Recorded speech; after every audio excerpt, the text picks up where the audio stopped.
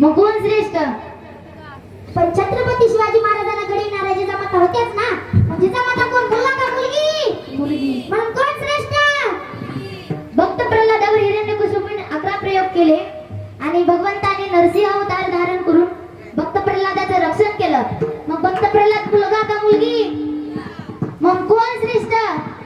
पण जनाबाईच्या घरात येऊन देवाना जनाबाईची सगळी कामं केली. मग जनाबाई कोण, मुलगा का मुलगी? मग कोण श्रेष्ठ?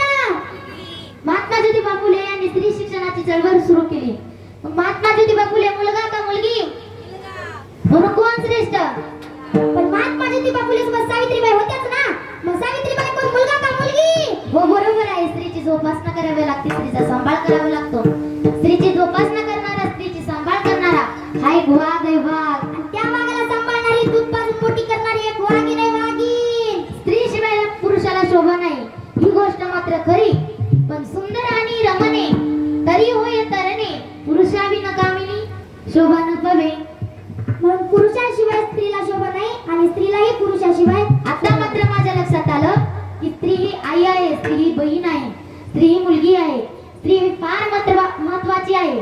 स्त्री ही श्रेष्ठ आहे आणि पुरुषही श्रेष्ठ, मुलगाही श्रेष्ठ आहे आणि मुलगीही श्रेष्ठ.